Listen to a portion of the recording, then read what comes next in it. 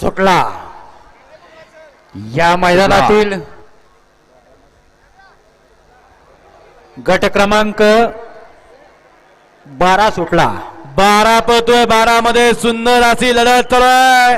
4 गाड्यांच्यात लढत, पुढे दोघं पळतात, अतिशय सुंदर दोघांच्यात लढत झाली।